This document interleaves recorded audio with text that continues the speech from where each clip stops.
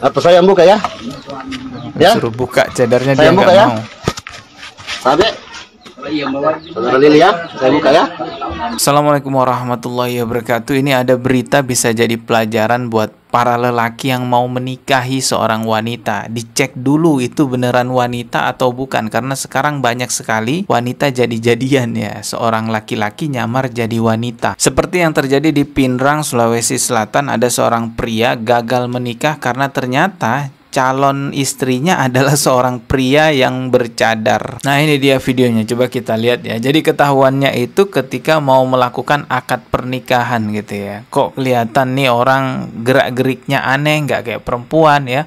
Ternyata setelah dibuka cadarnya beneran lelaki ini orangnya. Coba kita lihat ya videonya.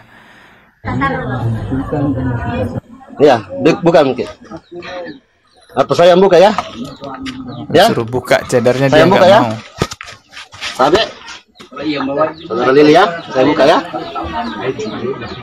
Nah, itu dia wajahnya, jelas ya. Ini ada jenggotnya, ada kumisnya, matanya juga kelihatan banget nih, mata laki-laki guys. Tapi, buka, kasih lihat ke, lihat ke itu. Dia buka. Ah, apa ini? Itu, buka itu. Buka ini kudu buka. Ya, Iya. ada aja ya. Buka. Ah, ternyata seorang Buka laki-laki itu, buka. akhirnya Buka itu, dibawa keluar tuh. buka itu. Nah, itu dia. Nah, kalau kita lihat sih memang rambutnya panjang ya. Rambutnya kribo gitu. Oh, dipukul tuh.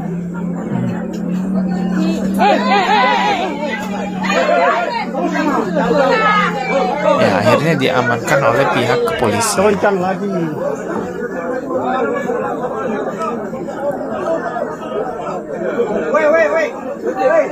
Ini lihat nih, sudah siap ya dekorasi pernikahannya, kursi pernikahannya gitu ya. Ternyata laki-laki. Akhirnya ribut tuh di depan.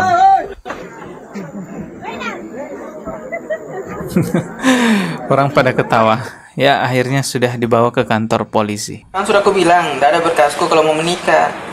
Tapi karena dia bilang, tidak apa-apa Ji, nanti di kampung yang urus penghulu toh.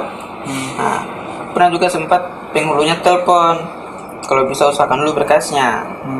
Kan sudah bilang setengah mati tidak ada berkasku, karena adapun ada berkasku kan laki-laki, tidak mungkin kan.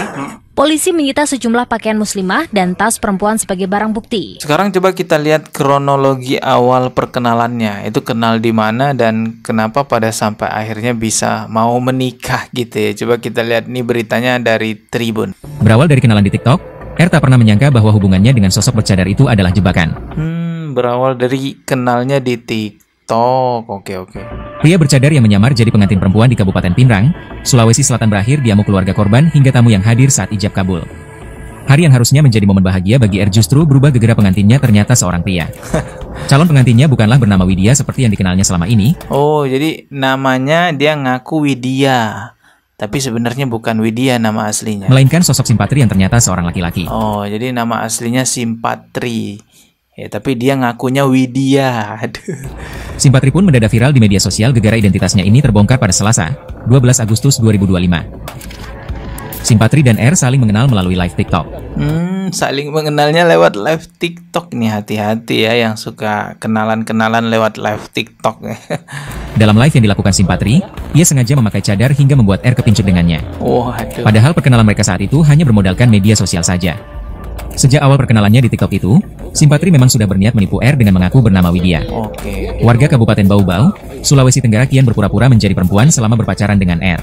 Oh, jadi memang niat ya dia mau nipu orang gitu ya. Bahkan, untuk memuluskan aksinya, Simpatri meminta untuk dinikahi oleh R.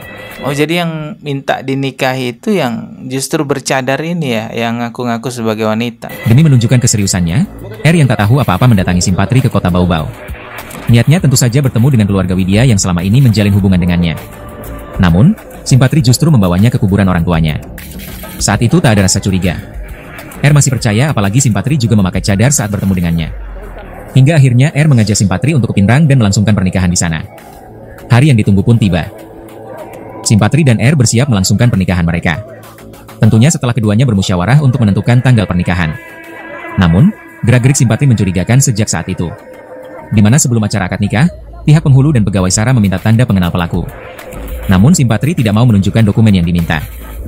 Setelah identitasnya terbongkar, warga atau tamu yang ada di sana geram. Sehingga Simpatri langsung diamuk massa. Kapolsek Lembang, Ibtu Ridwan Mustari, menuturkan pelaku telah diamankan usai laporan warga desa Basean diterima. Adapun dari kejadian ini, korban R mengalami kerugian 28 juta rupiah lantaran sudah mengirimkan uang kepada Simpatri. Waduh, parah.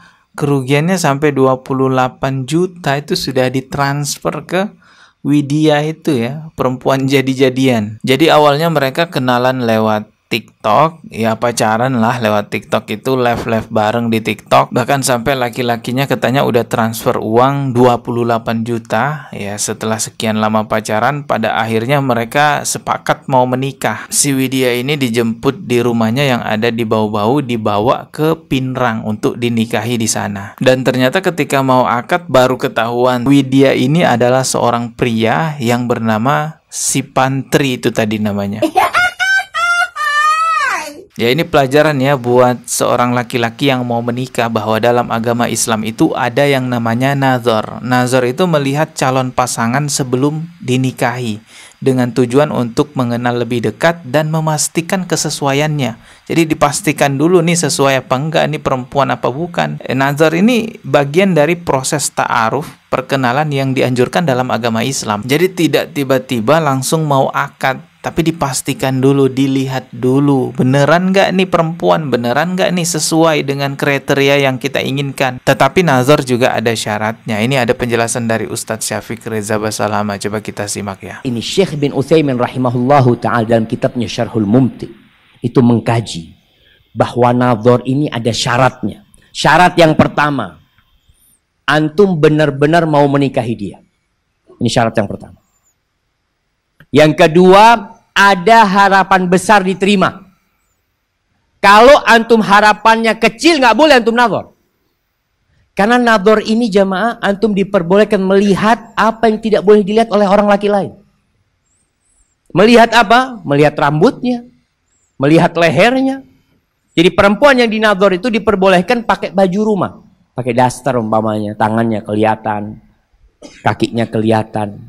Makanya ketika antum nazar, antum nggak boleh bawa temen. Ana mau nazar yuk, kata dia. Nggak boleh.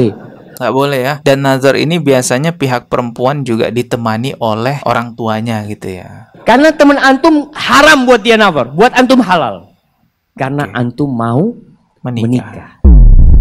Ya itu tadi ya penjelasannya. Jadi nazar dulu sebelum menikah untuk mengantisipasi hal-hal yang tidak diinginkan. Tetapi kalau memang sudah tahu dengan calon istrinya, sudah pernah lihat, ya pokoknya udah tahu lah ya, gak perlu nazar. Kecuali memang benar-benar belum tahu dengan calonnya, itu baru melakukan nazar. Memang di agama Islam itu lengkap ya, semua ada aturannya sebelum menikah, setelah menikah, nanti jadi orang tua bagaimana. Islam adalah agama yang paling lengkap dan detail mengatur aturan kehidupan manusia, dan semua aturan yang ada dalam agama Islam itu memiliki hikmah yang baik buat diri kita sebagai muslim. Maka bersyukurlah ya jadi orang Islam, dan banyak-banyaklah belajar tentang ilmu agama Islam. Kita ketemu lagi di video berikutnya. Subscribe dan juga loncengnya ditekan sebagai notifikasi. Wassalamualaikum warahmatullahi wabarakatuh.